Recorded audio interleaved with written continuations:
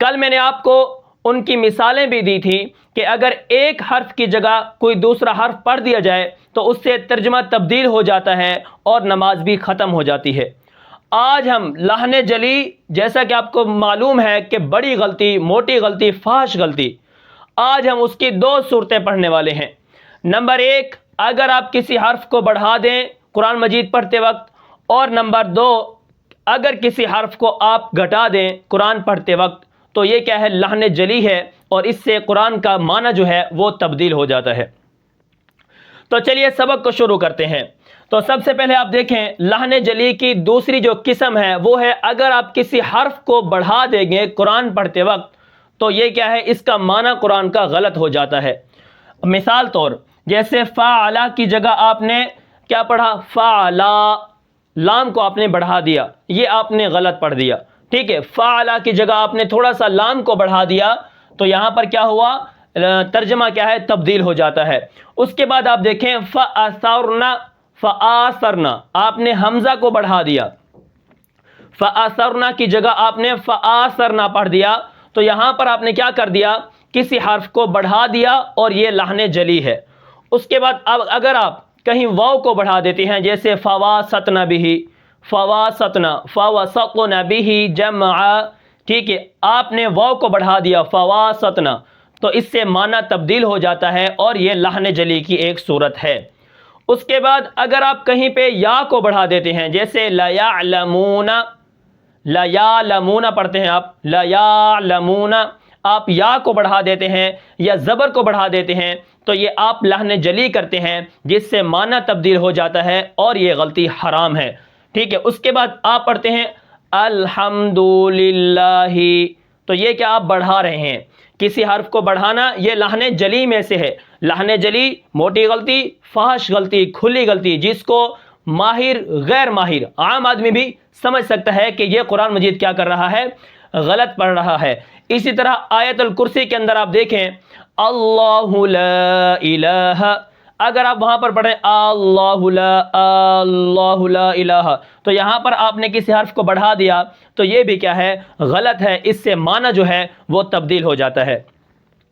اس کے بعد یہ میں نے مثالیں دی ہیں کسی حرف کو اگر آپ بڑھا دیں گے تو، ٹھیک ہے۔ اب تیسری مثال کون سی ہے؟ کسی حرف کو آپ گھٹا دیں، کسی حرف کو آپ کیا کریں؟ گھٹا دیں۔ مثال طور جیسے لا یعلمون، ٹھیک ہے، اب اس کو گھٹائیں گے، لا یعلمون، وہ نہیں جانتے، لا نہیں، ٹھیک ہے، یعلمون وہ نہیں جانتے۔ اگر آپ اس کو پڑھیں لیعلمون تو اس کا مطلب کیا بنے گا؟ البتہ وہ جانتے ہیں، ٹھیک ہے۔ لا یعلمون وہ نہیں جانتے، لیعلمون البتہ وہ جانتے ہیں۔ اب یہاں پر آپ دیکھیں صرف آپ نے یہاں سے ایک الف نکال دیا تو اس کا جو مطلب ہے، معنی ہے، وہ بدل گیا ہے قرآن کا۔ اسی طرح اگر آپ نماز کے اندر پڑھیں گے یا اسی طرح آپ تلاوت کریں گے تو آپ اس حدیث کے مصداق بنیں گے جو رب قارئ للقرآن والقرآن یلعن، کہ بہت سے لوگ قرآن پڑھنے والے ایسے ہیں جس کے اوپر کیا ہے؟ قرآن بجائے ثواب کے لعنت کرتا ہے، ٹھیک ہے۔ وہ کیسے لوگوں پر لعنت کرتا ہے؟ جو قرآن کو غلط سلط پڑھتے ہیں، سیکھ کر نہیں پڑھتے، ٹھیک ہے۔ تو آپ قرآن مجید کو پڑھیں لیکن سیکھ کر پڑھیں، کسی ماہر قاری سے، مجوز سے مشق کروائیں، اپنے مخرج ٹھیک کروائیں، صفات ٹھیک کروائیں۔ اچھا، اس کے بعد اگر آپ پڑھتے ہیں یوقنون، آپ یہاں پر واو کو حذف کر دیں، واو کو غائب کر دیں، یوقنون، یہاں پر مطلب معنی تبدیل ہو جائے گا، ٹھیک ہے۔ اس کے بعد آپ دیکھیں اب قال، یہاں سے الف کو نکال دیں، قال، قلا، قلا، یہاں پر دیکھیں الف بھی نکل گیا لیکن یہاں معنی کیا ہے؟ تبدیل ہو جائے گا۔ لم یولد، لم یولد، واو کو نکال دیں، ٹھیک ہے۔ لم یولد سے، لم یولد سے لم یولد آپ غلط پڑھ گئے تو اس سے معنی کیا ہو جائے گا؟ لم یولد سے لم یولد، اس سے معنی تبدیل ہو جائے گا۔ اس کے بعد ولا تقربا، ولا آپ الف کو جو ہے حذف کر دیں، ولا تقربا، ولا تقربا، یہاں پر کیا ہو جائے گا؟ غلط ہو جائے گا، معنی تبدیل ہو جائے گا، الف اور واو کا حذف ہو جائے گا، یعنی الف اور واو غائب ہو جائیں گے۔ تو یہاں پر میں نے آپ کو صرف دو مثالیں دی ہیں، کسی حرف کو اگر آپ بڑھائیں گے تو معنی تبدیل ہو جائے گا، اگر کسی آپ حرف کو گھٹائیں گے हमारी जो लाइट है वो चली गई है, तो चलिए मैं थोड़ा सा सबक आपको समझा देता हूँ। तो यहाँ पर मैंने आपको सिर्फ 2 मिसालें दी हैं कि किसी हर्फ को अगर आप बढ़ाएंगे तो माना तब्दील हो जाएगा, किसी हर्फ को अगर आप घटाएंगे तो वहाँ पर भी माना क्या है, तब्दील हो जाएगा। अब उसके बाद मैं आपको सिर्फ एक नुक्ता देना चाहता हूँ।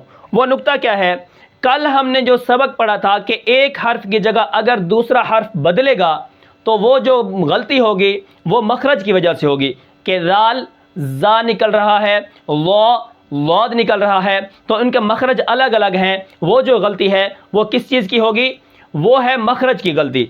अब इसी तरह आप यहाँ पर देखें, मैं आपको थोड़ा सा एक नुक्ता देना चाहता हूँ कि सिफ़ात के अंदर अगर लोग गलती करते हैं, और सिफ़ात के अंदर लोग पढ़े लिखे लोग जो तर्जमा जानते हैं और जो कुरान के पढ़े लिखे लोग हैं वो भी गलती करते हैं। अब यहाँ पर एक हर्फ का दूसरे हर्फ से बदल जाना मखरज की वजह से होता है, या सिफ़ात या फिर किसकी वजह से होता है, सिफ़ात लाजिमा की वजह से, या मखरज की वजह से हर्फ तब्दील होता है या सिफ़ात की वजह से। आप यहाँ पर देखें, तो का ता से बदलना ये सिफ़ात लाजिमा की वजह से है, सौद का सीन से बदलना ये सिफ़ात लाजिमा की वजह से है, वा का राल से बदलना ये सिफ़ात लाजिमा की वजह से है। अब इन गलतियों में कुरान का तर्जमा जानने वाले आप किसी आलिम को देखें जो सादा पढ़ा हुआ है, तो वो भी सा, सीन, इसी तरह वाद, वा, इन चीज़ों का फ़र्क नहीं करता, ठीक है, वो सादा कुरान पढ़ता है।